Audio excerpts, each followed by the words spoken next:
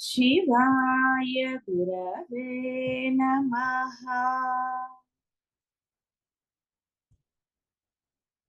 शिवाय गुरवे नमः। शिवाय गुरवे नमः। शिवाय गुरवे नमः।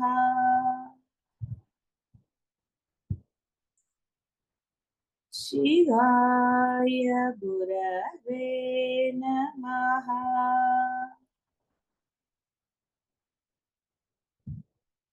शिवाय गुरवे नमः। शिवाय गुरवे नमः।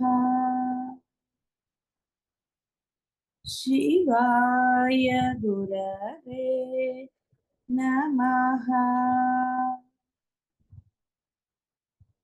शिवाय गुरवे नमः।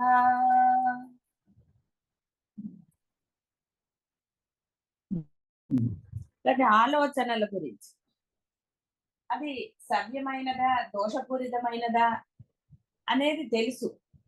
ప్రతి వాళ్ళకి తెలిసిందే. ఒక వయసు వచ్చిన తర్వాత ఆలోచించే తన గురించి కానివ్వండి, పక్క వాళ్ళ గురించి కానివ్వండి, అంటే ఎదుటి వాళ్ళ గురించి అయినా సరే, ఏ ఆలోచన అయినా అది సవ్యమైనదా కాదా అన్న ఆలోచన ప్రతి వారికి తెలుసు. అయినా కూడా సమర్థించుకుంటూ ఆలోచిస్తారు.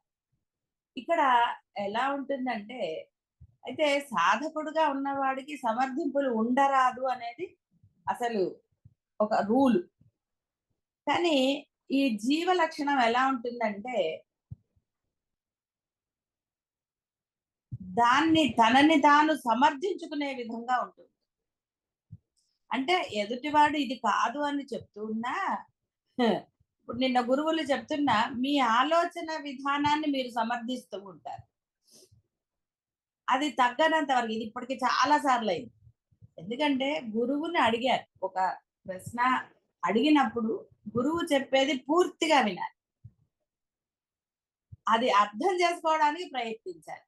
కానీ ఇక్కడ అర్థం చేసుకోవడానికి ప్రయత్నాన్ని కాకుండా తాను చెప్పింది సమర్థించుకుంటారు.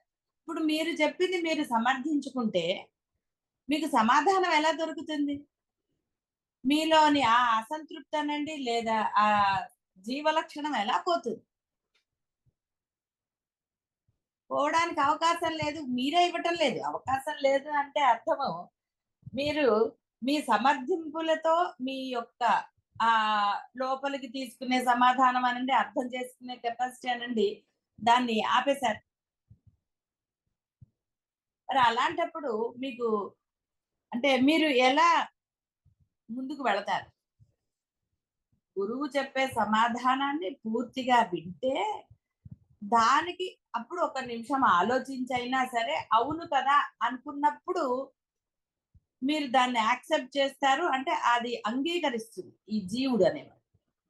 కానీ జీవుడు అనేవాడిని మొదటే మీరు సమర్థింపుల వైపుకు తీసుకువెళితే మరి ఎలా మీరు అందులోంచి బయటకు వస్తారు? అంటే ఇక్కడ ఒక ప్రశ్న అడిగారు అన్నప్పుడు ఆ ప్రశ్నకి సమాధానాన్ని సహనంగా ఓపెన్ మైండ్తో వినాలి. ఎప్పుడు సమర్థింపు చేసుకుందామా మన ప్రశ్నను మనం అనే దృష్టి ఉండరా?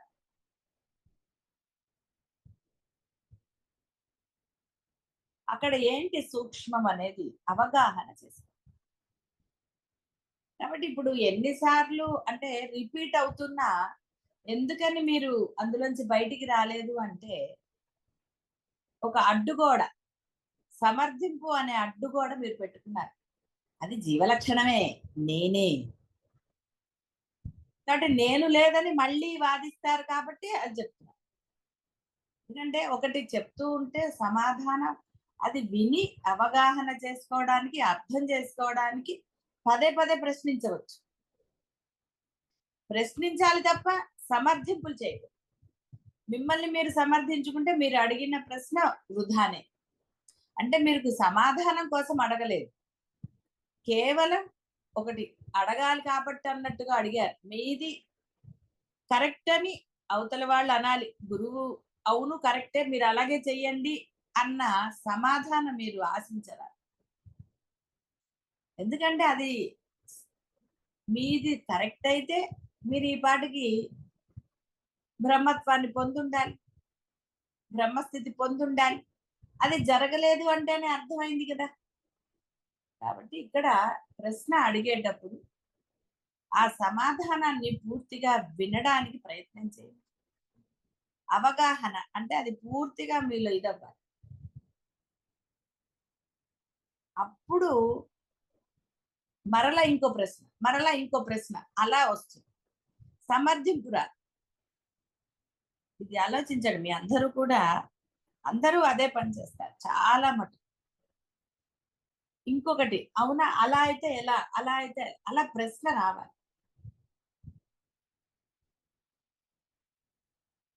పరిప్రశ్నేనా అని చెప్పారు. అంటే మరల మరల ప్రశ్న, అంటే ఒకటే ప్రశ్న కాదు, మరల మరల అంటే ఒక ప్రశ్నకి ఒక సమాధానం విని దాన్ని అర్థం చేసుకున్న వాడికి ఇంకో ప్రశ్న వస్తుంది. పూర్తి అవగాహన ఏర్పడితే తృప్తిగా ఉంటుంది. అది లేదనుకో, సమర్థింపులు చెప్పారనుకోండి, ఆ సమయానికి తృప్తిగా మీరు భావిస్తారు, కానీ మరలా సాధన ముందుకు వెళ్ళదు. దానివల్ల మళ్ళీ గోల. ఈ విధంగా సాధకుడు అలర్ట్నెస్, వివేక విచక్షణాలు అంటే ఇదే. అలా ఉన్నప్పుడు తప్పకుండా వాడికి ఆ యొక్క పరిపూర్ణత్వం సిద్ధించి తీరుతుంది. అంటే ఆలోచన అనేది మీరు చేసేది దేని గురించి అయినా సరే, అది దోషంతో ఉన్నదా నిజమైనదా అనేది మీకు బాగా తెలిసినదే. సమర్థించుకుంటూ ఆలోచిస్తారు, సమర్థించుకుంటూ ఇది చేస్తారు.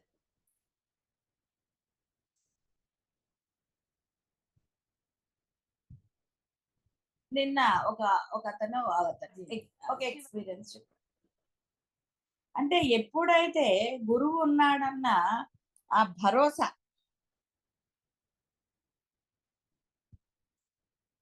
పూర్ణంగా ఉన్నప్పుడు వెంటనే పరిష్కారం అనేది స్ఫురణ వస్తుంది. అంటే పరిష్కారం అంటే మీరు ఏమి చెయ్యాలి, ఏమి మాట్లాడాలి, ఎలా వ్యవహరించాలి, ఇలా వెంటనే స్ఫురణ వచ్చి తీరుతుంది. అందులో ఏమి సందేహం లేదు. ఇది చాలా మందికి కూడా అనుభవమే. అనుభవం లేని వాళ్ళు చాలా తక్కువ ఇక్కడ. భరోసా ఉన్న వాళ్ళందరికీ కూడా, అంటే మీరు ఏ విషయంలో భరోసా పెట్టారో ఆ విషయంలో తప్పకుండా గురువు వరకు రావక్కర్లా. ఎందుకంటే గురువు సర్వత్రా ఉన్నాడు అన్న ప్రగాఢ విశ్వాసం.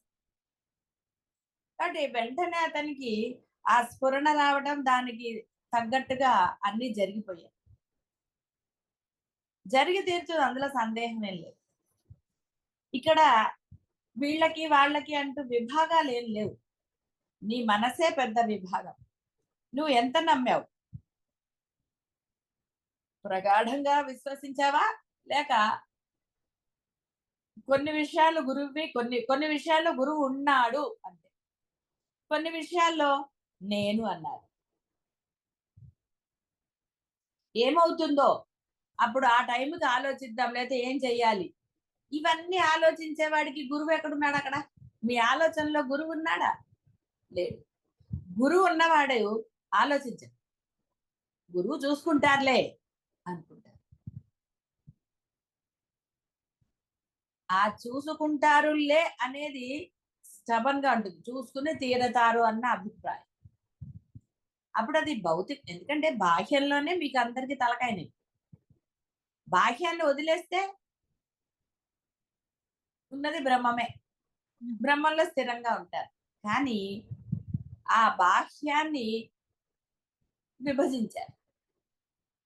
విభజించడం వల్ల ఈ ఆలోచన అనేది ఆగటం లేదు, భావనలు ఆగటం లేదు.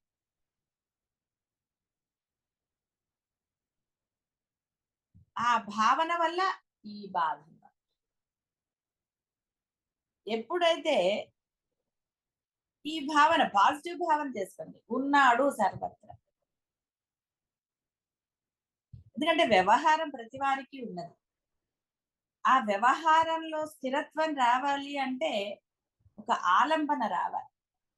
దారి సరిగ్గా లేకపోయినా లేదా బురదగా ఉన్నా తడిగా ఎలా ఉన్నా ఒక ఆలంబన అంటే ఒక ఆధారం పట్టుకున్నవాడు జాగ్రత్తగా నడుచుకుంటూ వెళ్ళిపోతాడు. ఒక ఆలంబన, ఒక ఆధారం, లేదా తన మీద తనకి పరిపూర్ణ విశ్వాసం. నేను పడను గాక పడను, నేను చాలా బ్యాలెన్స్డ్ గా ఉన్నానన్న ఉండవచ్చు. ఓవర్ కాన్ఫిడెన్స్ అవి తర్వాత చూద్దాం. కాబట్టి ఇక్కడ ఒక భరోసా, ఉన్నారు గురువు చూసుకుంటారు అనుకున్నప్పుడు మీకు బాహ్యంలో ఏ విషయమైనా సరే అది చిన్నదా పెద్దదా మీకు అనవసరం. లేకపోతే కృష్ణ పరమాత్మ ఎందుకు చెప్తాడు, ఒరే అంతా నా మీద వదిలేవే, నేనే చూసుకుంటాను, వహామి అహం అని అన్నాడు. ఎన్నిసార్లు చెప్పుకున్నాం ఈ మాట, అక్షర లక్షల సార్లు చెప్పుకుని ఉంటాం. ఎన్ని అక్షరాలు ఉన్నాయి అన్ని లక్షల సార్లు అని అర్థం. ఆయన చూసుకుంటాడు. ఆయన అన్నప్పుడు అది కృష్ణ పరమాత్మ కావచ్చు, గురువు కావచ్చు, మీరు ఆరాధించే దైవం ఏదైనా కావచ్చు, లేదా పరబ్రహ్మము కావచ్చు. అక్కడ ఎవరు అనేది మీరు ఒకళ్ళని స్థిరపడండి అంతే. మీకు గురువా, ఆ పరబ్రహ్మమా, మీరు ఆరాధించే దైవమా, ఎలా అయినా పర్వాలేదు, కానీ ఒకటిగానే ఉండండి. ఈ ఈ సందర్భం గురువుది, ఈ సందర్భం నేను ఆరాధించే దైవానిది, ఈ సందర్భము ఇవి అని విభాగాలు చేయకండి. విభాగం లేని వాడిని విభజిస్తే ఎలాగా? చ్యుతి లేని వాడిని మీరు చ్యుతి చేసేస్తే అచ్యుతుడిని చ్యుతి చేసేసారు. చేస్తే ఇంకా ఆయన మీకేం చేస్తాడండి పాపం. విడదీయాలంటే ఒక కర్రలు చిన్నప్పుడు కథ ఉంటుంది. కర్రలు విడివిడిగా ఉన్నప్పుడు విరక్కొట్టడం తేలిక, అన్ని కలిసి ఉన్నప్పుడు విరక్కొట్టడం కష్టం. ఏకత్వం గురించి చెప్పినప్పుడు అలా చెప్తారు, కలిసికట్టుగా ఉండాలిరా అప్పుడు. కాబట్టి ఇక్కడ వీళ్ళందరూ ఒకటే. నువ్వు బ్రహ్మమన్నా దైవమన్నా గురువన్నా వీరు ఒకటి, వాళ్ళలో విభాగాలు లేవు. మీరు విభజించటం వల్ల మీరు కూడా ఏకత్వాన్ని పొందట్లేదు. దృష్టి బాగున్న వాడికి అన్ని అందంగా కనపడతాయి. దృష్టి బాగాలేని వాడికి అది చెప్తారు కదా, రెండు చంద్రులు కనపడతారు. కానీ ఉన్నది ఒకటే కాదు రెండని వాడు వాదిస్తే మటుకు ఏమిటి ఉపయోగం? వాడి దృష్టి దోషం. అలాగే ఆలోచనలో దోషం ఉన్నప్పుడు మీరు దోషరహితులు ఎలా అవుతారు? ఆలోచన దోషపూరితమైనదే. కేవలం పరబ్రహ్మం గురించిన ఆలోచన, ఆచరణ గురించినది మాత్రమే చెయ్యాలి. మిగతా ఆలోచన దేనికి? మీరు ఏం పరిష్కారం చేయగలుగుతారు? ఏం పరిష్కారం చూపించారు? ఏదో ఫ్లూక్ గా కొన్ని, అనుకోకుండా కొన్ని మీరు అనుకున్నట్టుగా జరగవచ్చు గాక, అది కూడా బ్రహ్మనీతి అయింది కాబట్టి. ఇక్కడ పరమ సూక్ష్మము ఆ జరగబోయే దానిని మార్చే శక్తి ఆ అఖండమైన వాడికి ఉందన్నది సంగతి మీరు మర్చిపోవటం. ఎలాంటిదైనా సరే అతను మార్చగలరు.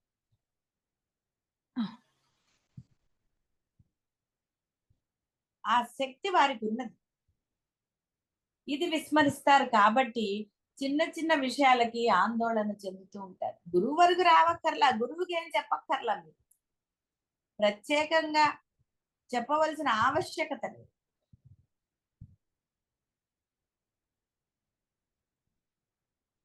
సర్వత్రా ఉన్నాడన్న భావన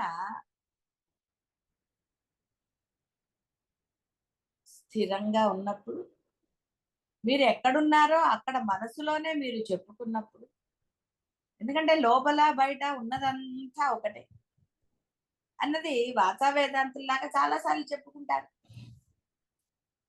ఎవరికైతే అది ఉన్నదో బాహ్య ప్రపంచంలోని వాళ్ళు, అంటే మీ ఇంట్లో వాళ్ళు కావచ్చు, బంధువులు కావచ్చు, ఎవరైనా సరే ఎన్నన్నా మీ యొక్క స్థిరమైన మనస్సు చెలించదు. లేదనుకోండి అవతల వాళ్ళు ఏదన్నా చెప్పగానే మళ్ళీ చర్చ మొదలు. ఎందుకంటే మీకు భరోసా లేదు కాబట్టి చర్చిస్తారు. భరోసా ఉందనుకోండి గురువు గారు చూసుకుంటారండి, నాకు ఆ నమ్మకం ఉంది, మీరు కంగారు పడకండి అని చెప్పగలుగుతారు. ఎప్పుడు మీకు భరోసా ఉంటే చెప్పగలరు. మీరు ఒక నిర్ణయం తీసుకున్నప్పుడు అది ఎవరైనా సరే అవతలి వాళ్ళు బాహ్య ప్రపంచంలో వాళ్ళు పలు రకాలుగా అంటారు. ఎందుకంటే వాళ్ళకి అనడం అలవాటు, అంటారు. వాళ్ళ అభిప్రాయాలు వాళ్ళు చెప్తారు. ఇప్పుడు మీరు చెప్పరు, నాకు బోల్డ్ అభిప్రాయాలు. అవునమ్మా. మీ అభిప్రాయాలన్నీ వింటుంటే నేనేమైతానండి పాపం. అమ్మా. కాబట్టి ప్రపంచమే అలాంటి. ఒక్కొక్కరిది ఒక్కొక్క అభిప్రాయం, ఒక్కో భిన్న రుచి.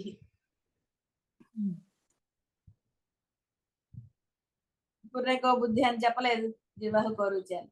ఇలా రకరకాలు. కానీ బుద్ధి స్థిరంగా ఉన్నవాడు వాటన్నిటినీ వింటాడు, అన్నీ చేస్తాడు. కానీ తన యొక్క ఆ స్థిరమైన ఆ నమ్మకాన్ని, ఆ విశ్వాసాన్ని కోల్పోడు. మీకు చాలా సార్లు కూడా చెప్పాను, పిల్లల పెళ్లి విషయంలో చాలా మంది చాలా రకాలుగా నన్ను సరే సలహాలు చెప్పారు. ఏదో వాళ్ళ పాపం వాళ్ళ ఇది వాళ్ళు చేశారు. నేను మటుకు ఎప్పుడు కూడా వాళ్ళవన్నీ విన్నాను. ఎవరిని నేనేమి తూలనాడలేదు, ఏదీ లేదు. నన్ను అడిగినప్పుడు మటుకు నేను చెప్పేదాన్ని, నాకు భరోసా ఉంది అమ్మవారి మీద. ఆవిడ ఎవరిని పంపిస్తే వాళ్ళనే చేస్తారు. ఎలా తెలుస్తుంది? అది తెలుస్తుంది అంతే. ముందుకు వెళుతోంది అంటే అర్థం ఆవిడ అంగీకారం ఉన్నది అని. నేను దాంట్లోనే ఉన్నాను. ఎక్కడ అటు ఇటు వెళ్ళలేదు. ఎవరో చాలా మంది బాగా డబ్బులున్నాయండి అని ఇలా రకరకాలుగా కూడా చెప్పారు. బోల్డ్ డబ్బులు. ఒక ఆవిడైతే ఏజ్‌దేముంది, పెద్దవాళ్ళైతేనే వీళ్ళ మాట వింటారు, గ్యాప్ ఉండాలి, 10 ఏళ్ల గ్యాప్ ఉండాలి, చెప్పిన మాట వింటారు, బోల్డ్ డబ్బులున్నాయి వాళ్ళకి, ఏం పర్వాలేదు, నువ్వు కళ్ళు మూసుకుని పెళ్లి చేసేయని. పాపం పెద్దావిడే. ఏదో ఆవిడ అనుభవంతో ఆవిడ చెప్పింది. నేనేం మాట్లాడలేదు, సరేనండి అన్నాను అంతే. ఎందుకు అక్కడ చర్చ, విమర్శ అక్కర్లేదు.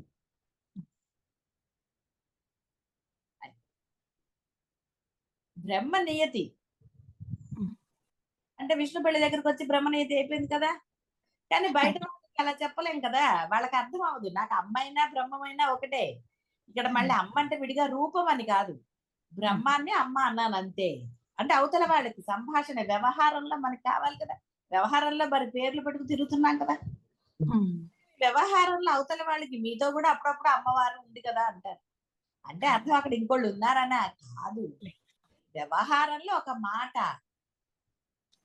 ఎందుకంటే దేహంతో చరిస్తున్నా వాళ్ళు దేహాన్నే చూస్తారు. బాహ్య ప్రపంచం వాళ్ళు, బ్రహ్మం గురించి తెలియని వాళ్ళు ఇదే చూస్తారు కాబట్టి వాళ్ళకు సమాధానం చెప్తేనే వాళ్ళు తృప్తి.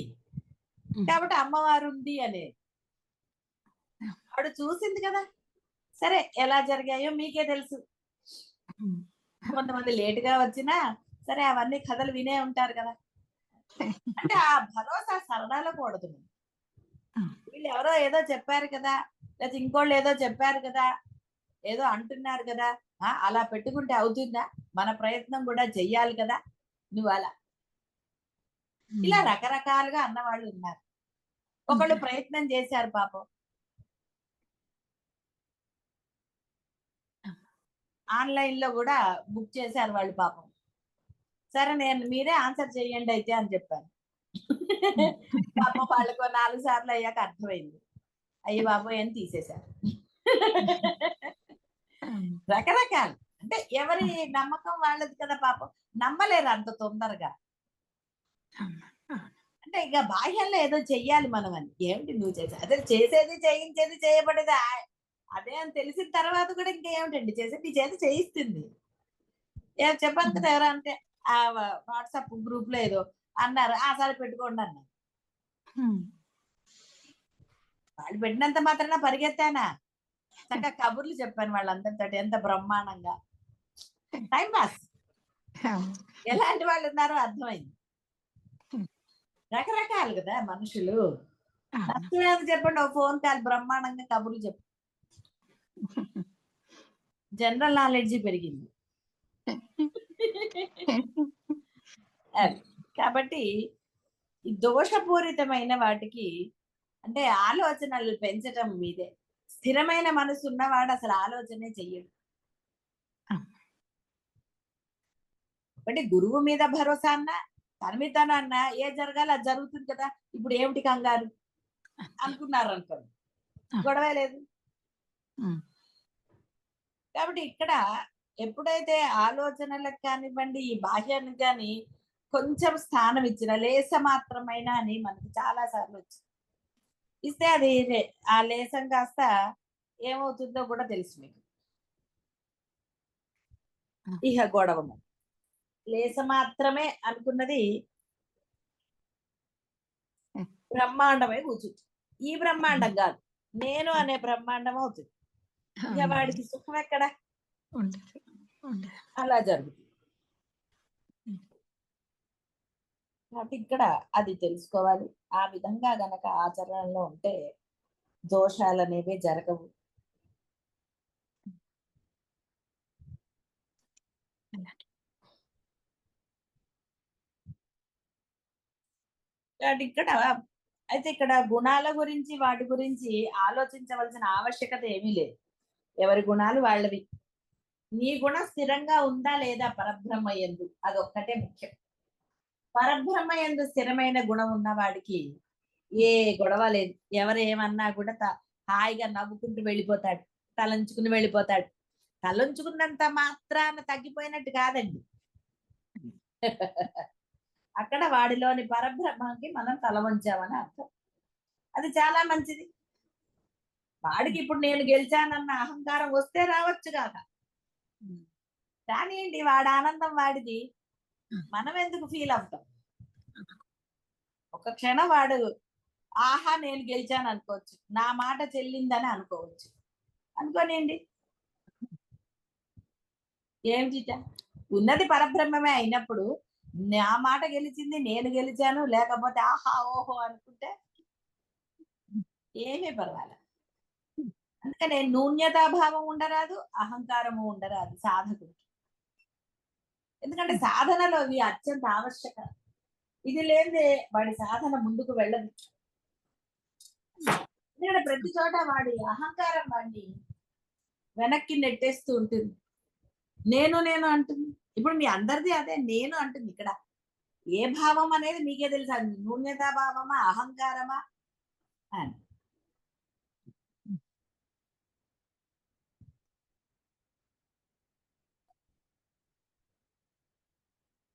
కాబట్టి ఇలా కనుక ఉన్నప్పుడు ఇహ ఈ ఉద్వేగాలనండి, ఆందోళనలనండి, భయాలకి కొదవేముందండి? ప్రతీదీ భయమే, ప్రతీదీ అసంతృప్తే, ప్రతీదీ గోలే. హ్మ్. నానా రకాలుగా ఉంటుంది. అవును.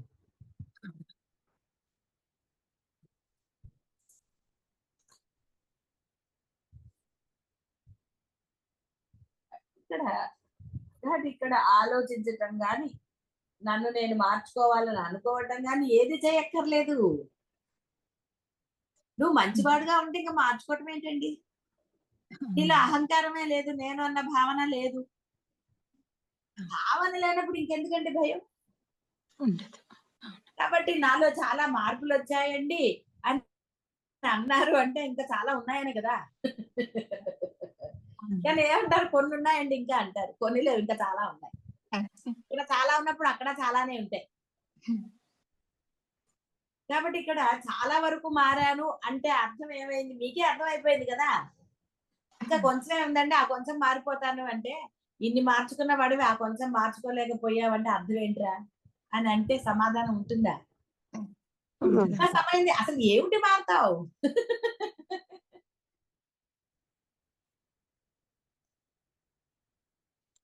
ఎందుకు ఆ కొన్ని దాచుకోవటం? హ్మ్. అందుకు.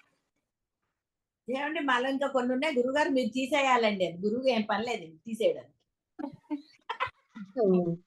నువ్వు దాచుకున్నావవి. నువ్వు దాచుకుని గురువుని తీయమంటే ఎలాగా? గురువు ఏదైనా చెప్పాడు అనుకో, మరి సమర్థింపు చెప్పట్లేదు. సమర్థింపు అంటేనే దాచుకోవటం కదా. హల్లెలూయా. అవును.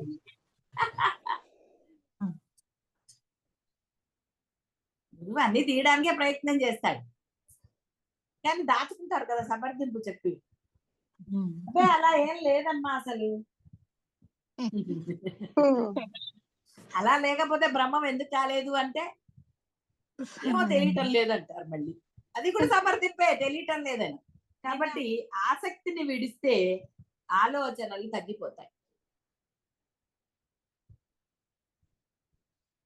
ఆలోచనలు తగ్గితే ఉన్నది బ్రహ్మస్థితి అవుతుంది.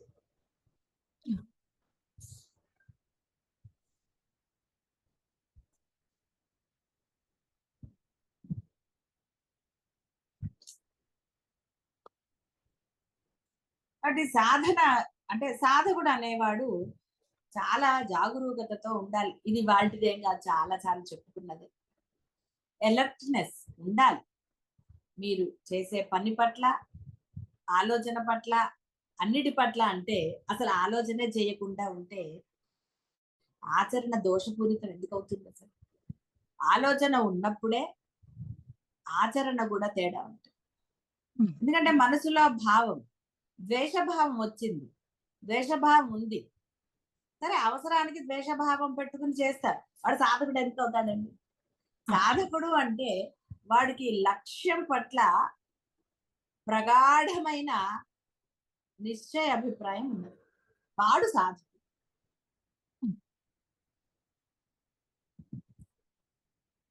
అంతే తప్ప అటు ఇటు ఇటు అటు పోయేవాడు ఎలా కుదురుతుందండి? వాడికి నిశ్చయ అభిప్రాయం ఉన్నట్ట కాదు. వాడు ఎప్పుడు చేరతాడు గమ్యస్థానం? చేరలేడు. అందువలన అనుమానాలు రావచ్చు. వ్యావహారిక ప్రపంచంలో ఇవి చెయ్యొద్దన్నారు గురువు గారు, ఇది చెయ్యాలా వద్దా, అది చెయ్యాలా వద్దా, పారాయణలు చేస్తున్నాం, ఇది చేస్తున్నాము అని. ఎందుకు చేస్తున్నారు పారాయణలు? సమయాన్ని వృధా చేస్తున్నారు కాబట్టి. మీరు నిజంగా ఆలోచన రహితంగా మౌనంగా ఉండగలిగినప్పుడు ఏ పారాయణ చెయ్యాలి? అందుకే చరివిత చరణంలాగా చేసినవే చేస్తున్నారు. దేనికి అంటే నిశ్చిత అభిప్రాయం లేదు కదా. దృఢమైన ఆ యొక్క లక్ష్యం యందు మీ అభిప్రాయమా ఇష్టమా లేదు. ఉన్నప్పుడు ఇన్ని చేయవలసిన ఆవశ్యకత లేదు. ఎందుకంటే మీరు ఈ యొక్క ఏదైతే స్తోత్రాలు కాకుండా ఈ అద్వైతం మీరు చదువుతున్నారో, ఒక్కటి పట్టుకున్నా అందులో అంటే దానిని పూర్తి అవగాహనకి తెచ్చుకున్న బ్రహ్మం అవ్వచ్చు. అన్నిటినీ లేదు అనే చెప్పారు. ఏది లేదురా, ఈ దొంగనే నుండి ఆ దాంట్లో పెట్టండి అని ప్రతి చిన్న వ్యవహారాన్ని కూడా శంకరులు ఎలా మనము ఇది చేయవచ్చో చెప్పారు. మీ పారాయణ ఇప్పుడు ఏదో రత్నమాల ఏదో చదువుతున్నాం కదా, అందులో కూడా ఎన్నో వచ్చాయి. మీరు పట్టుకోవటం లేదు. కేవలము పారాయణ అంటే చదవటం అందు ఒక ఆసక్తి చూపిస్తుంది. చదవటం అందు ఆసక్తి ఉన్నది, కానీ ఆచరణ ఎందు ఆసక్తి లోపించింది. అందువలన పూర్ణత్వం సిద్ధించటం లేదు. అందులే సందేహం లేదు, మీరు అది అంగీకరించవలసిందే. నేను అంగీకరించను అంటే మళ్ళీ అది సమర్థింపే కదా. కాబట్టి పారాయణలు కానివ్వండి, ఏదైనా ఎందుకు పెట్టారు? సమయం అంతా కూడా ఆ యొక్క బ్రహ్మ చింతన ఎందే ఉండాలి. కాబట్టి స్తోత్ర పారాయణం అన్నా ఏదైనా అందుకనే పెట్టడం జరిగింది. ఇది కూడా చాలాసార్లు మనం చెప్పుకున్నాం.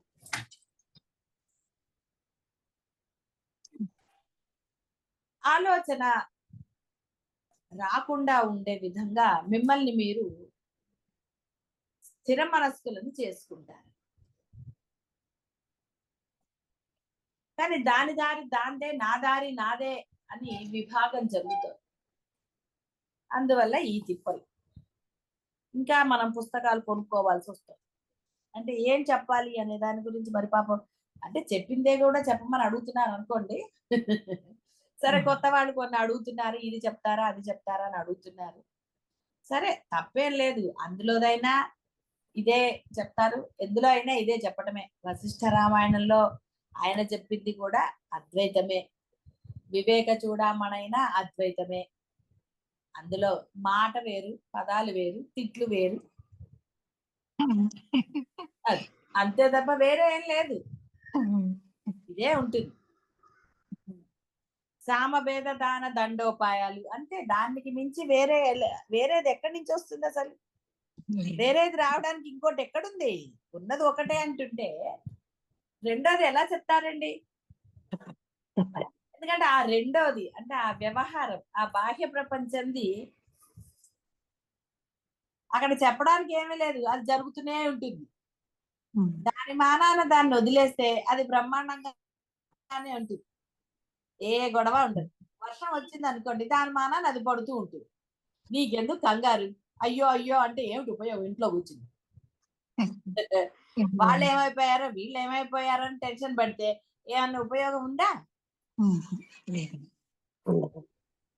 ఏం ఉపయోగం లేదు. అయ్యో అదేమైపోయింది, ఇదేమైపోయింది, అయ్యో వాళ్ళు బాగున్నారో లేదో, ఎలాగా అలాగా అంటే ఏమిటి వస్తుంది? ఏమీ రాదు. దాని బదులు హాయిగా సరే నీకేదో దిగులు వచ్చింది, పరబ్రహ్మను ప్రార్థించు, అంతే అట్లా స్వామి వాళ్ళని రక్షించవయ్యా అను, నష్టం ఏమిటి? అయిపోయింది. అప్పుడు మనసు ప్రశాంతంగా ఉంటుంది, కాస్త ధైర్యం వస్తుంది, అమ్మయ్య పరమేశ్వరుడికి అప్పచెప్పాను, ఆయన చూసుకుంటాడులే అని. చెప్పలేదనుకోండి, ఇంట్లోకి బయటికి తిరుగుతా అంటే బయట వర్షం, ఇంట్లోనే తిరుగుతారు, కాలు పిల్లని ఏదో అంటుంటారు కదా. ఫోన్ పని చేస్తే 10 సార్లు ఫోన్ చేస్తారు, 10 సార్లు ఫోన్ చేసినా వాళ్ళు అంతే కదా, వాళ్ళకి విసుక్కోరు, తర్వాత మీ ఫోన్ ఎత్తారు. అలా రకరకాలుగా జరుగుతాయి.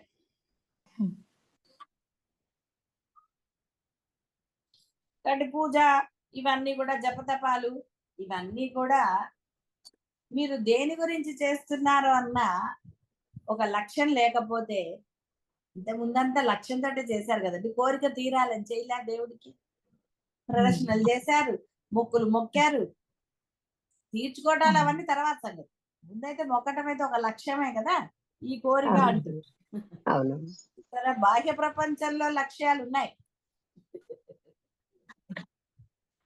ఒబెసిటీ తగ్గడానికి పరిగెత్తట్లా పొద్దున్నే లేచి అంటే కోర్సులు చేస్తున్నారు, లేకపోతే వాకింగ్లు చేస్తున్నారు, ఆసనాలు వేస్తారు, ఎన్ని చేస్తున్నారండి. బాహ్య ప్రపంచంలో దేహం కోసం అనండి, ఆరోగ్యం కోసం అనండి, దేనికోసం అయినా సరే నేనేం చెయ్యొద్దాను అట్లా మిమ్మల్ని. అంటే ఆ లక్ష్యము బ్రహ్మం పొందడానికి ఎందుకు లేదు అని ప్రశ్నిస్తున్నాను అంతే. మీరు ప్రయత్నం చేసుకోండి, మిమ్మల్ని అవి ఏమీ చెయ్యొద్దని నేను అనటం. మందులు వేసుకోవద్దని కూడా నేను ఎప్పుడూ చెప్పను. అవన్నీ చెయ్యండి, కరెక్టే, దాంట్లో ఏమీ సందేహం లేదు. మరి ఆ లక్ష్యము, ఆ పట్టుదల, లేదా దాని మీద ఉన్న ఆసక్తి, ఇష్టము ఏవైనా సరే మరి బ్రహ్మం ఎందుకు లేవు? ఎందుకంటే ఆ బ్రహ్మం చూసుకుంటాడు కదా.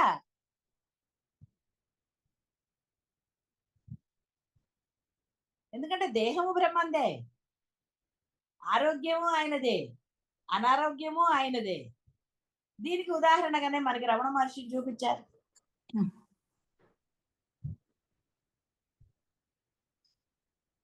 మరి మనకి ఎందుకని ఆ విశ్వాసం? దీని ఎందుకు రావటం? బాహ్యంలో వాళ్ళు ఎవరో చెప్పింది బాగుంది, వాళ్ళు చెప్పింది అంటే ఆచరించడం అవన్నీ కూడా, ఎందుకంటే వాళ్ళు బాహ్య ప్రపంచం కాబట్టి వాళ్ళు డబ్బులు తీసుకుంటారు, డబ్బులు తీసుకుంటారు, మీ సమయాన్ని తీసుకుంటారు, మీ బుర్రని తీసుకుంటారు. వాళ్ళు మంచిగా చెప్తారు, చెడు చెప్తే ఎందుకు వెళ్తారండి ఎవరైనా? కూడదని నేనేం చెప్పను. ఆ ఆసక్తి ఉన్న పరబ్రహ్మం ఎందుకని ఏర్పడటం లేదు అనేది ప్రశ్న మీరు వేసుకోవాలి. సరే వచ్చింది, ఎన్నాళ్ళు వెళ్తారు, సరే ఇవన్నీ మీకు తెలిసినవే బాహ్యం.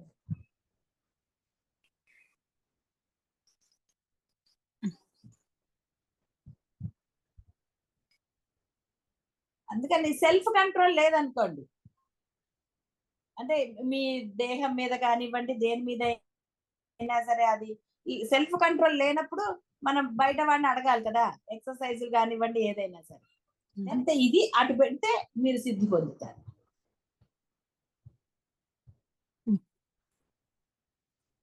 ఎందుకంటే లక్ష్యము ఇది అని మీరు అంటున్నారు కాబట్టి. లేదండి మేము కాలక్షేపానికి వింటున్నామంటే అసలు చెప్పేది ఏముందండి, చెప్పడానికి ఏమీ లేదు. కాలక్షేపం బాహ్య ప్రపంచంలో మీరు పురాణ కాలక్షేపాలకు వెళ్ళినప్పుడు అక్కడ మిమ్మల్ని ఎవరన్నా అంటే ఊరుకుంటారేంటండి? వాళ్ళ ప్రవచనం మళ్ళీ వింటారా? ఏదో ఫోన్లే కదా అని వచ్చాము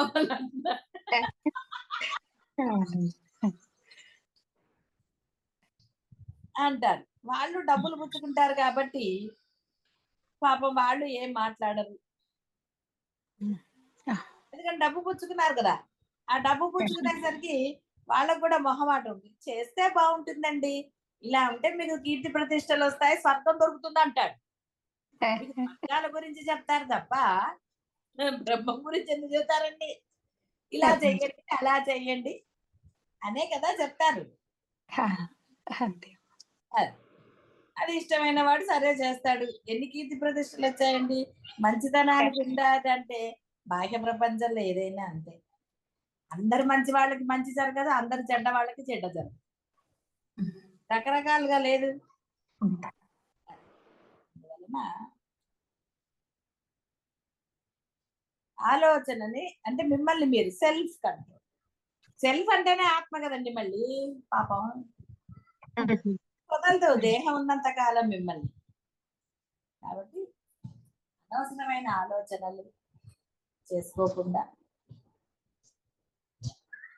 మనస వాచ కర్మణ ఆ బ్రహ్మ ఎందు తత్పరత కలిగి ఉంటే, అంటే ఆ నిష్ట కానివ్వండి, ఇంకోటి కానివ్వండి కలిగి ఉన్నారనుకోండి. ఎందుకంటే చేస్తాము అనటం వేరు, చెయ్యటం వేరు. పొందటం వేరు, పొంది తీరతాము అనటం వేరు, పొందాము అనటం వేరు కదా. ఎందుకంటే అద్వైతంలో అనుభవమే, ఆచరణే అత్యంత ప్రధానం. ఆచరణ లేని ఏదైనా కూడా వృధానే కదా. ఎన్ని వండుకుని ఏమి తినకపోతే ఏం లాభం అండి? అవకాయలు పెట్టుకున్నప్పుడు తినాలి కదా, రుచి చూడాలి కదా. పెట్టుకుంటే సరిపోయిందా? తింటాం కదా, రుచి చూస్తాం కదా. అందుకని అందరూ కూడా ఆచరణకి ప్రాముఖ్యత ఇవ్వండి. బోధ ఏముందండి, ఎన్నన్నా చెప్పుకోవచ్చు. ఎంత చెప్పినా ఉపదేశం ఇంతే. ఇటు తిప్పి అటు తిప్పి ఎటు తిప్పినా ఉన్నది బ్రహ్మం అని చెప్పడమే. ఇంకా వేరే చెప్పడానికి అక్కడ లేదు. ఉన్నదే బ్రహ్మం, చెప్పేది బ్రహ్మమే, చెప్పబడేది బ్రహ్మం గురించి, చెప్పించేది ఆయనే. లోన బ్రహ్మం లేకపోతే ఏమిటండి చెప్పేది? లోన బ్రహ్మం లేకపోతే మీరు ఎలా వింటారు? కాబట్టి లోన బ్రహ్మ ఉన్నాడు కాబట్టి విన్నారు.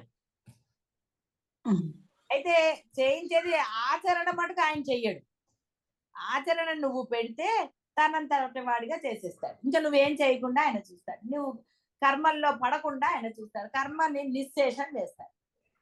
కాబట్టి ఆయన ఎందుకంటే నీకు దేహం ఇచ్చాడు, ఇంద్రియాలు ఇచ్చాడు. ఎందుకు? కేవలం తన గురించి తెలుసుకుని అది నీవు కొంత అంటే 100%లో 90% అన్నా నువ్వు పెడితే కనీసం అంటే మొదటి నుంచి మొదలు పెడితే 10%, 20 అలా పెంచుకుంటూ వెళ్ళాలి. ఎందుకంటే నీకు నిలకడ తక్కువ జీవుడికి. అందుకని ఆయన చూస్తూ ఉంటాడు వీడిది ఏమిటా అని.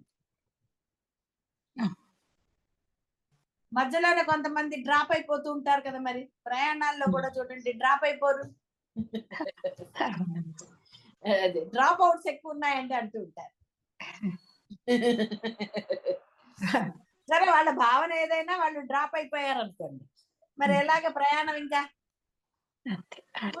పొందలేదు కదా. అంటే అందరూ కూడా జాగరూకత వహించండి. వహిస్తే పరమానందాన్ని ఎక్కువ కాలం పొందొచ్చు. సమయాన్ని అలా డ్రాగన్ చేశారు అనుకోండి, పొద్దున్న నుంచి ఏదో సర్దుకుని ఉంటే హాయిగా రాత్రికి విశ్రాంతిగా పొందొచ్చు. కానీ పొద్దునంతా కాలక్షేపం చేసి అప్పటికప్పుడు సర్దుకుంటే పాపం నిద్ర వేస్ట్ అయిపోలేదు. అందుకని ఎప్పుడు పని అప్పుడు చేయాలి. తొందరగా బ్రహ్మత్వం పొందారనుకోండి, ఆనందాన్ని ఎక్కువ రోజులు చవి చూడొచ్చు కదా. ఈ దేహం ఎన్నాళ్ళు ఉంటుందో మనకి తెలియదు, కాబట్టి ఆనందాన్ని అనుభవించవచ్చు. పరుగులెత్తక్కర్లా, ఇటు అటు పరుగులెత్తక్కర్లా. అయ్యో వాళ్ళన్నారు వీళ్ళన్నారని ఫీల్ అవ్వక్కర్లా. ఎంత బ్రహ్మాండంగా మనం ఇది చేసుకోవచ్చు. చెప్పా కదా, గేమ్స్ ఆడుకోవచ్చు, సినిమాలు చూడొచ్చు, కబుర్లు చెప్పుకోవచ్చు, షాపింగ్లకు వెళ్ళొచ్చు, ఇవన్నీ చేయొచ్చు. అదే ఇప్పుడు షాపింగ్లకు వెళ్తే తలకాయ నొప్పి కదండి, సినిమా చూస్తే ఇంకో తలకాయ నొప్పి. అంటే ఇప్పుడు రకరకాల తలకాయ నొప్పులు ఉన్నాయి. బ్రహ్మం పొందాక ఏ తలకాయ ఉంటది కదా, కాబట్టి తలనొప్పి ఉంటుంది. అంతే, సింపుల్ అది. బ్రహ్మత్వం పొందితే తలకాయ ఉండదు. తలకాయ లేని వాడికే వస్తుందని చెప్పారు కదా వశిష్ఠుల వారు. ఆయనేం అబద్ధం చెప్పలా. తలకాయ అంటే అర్థం ఏంటి? ఆలోచనలు అని అర్థం. తల్లోనే కదా ఆలోచిస్తారు, మనసుతో ఆలోచించారండి ఎవరు, తలకాయతోనే ఆలోచిస్తారు. ఎందుకంటే బ్రెయిన్ మోకాల్లో ఉందని జోక్ కదా అది.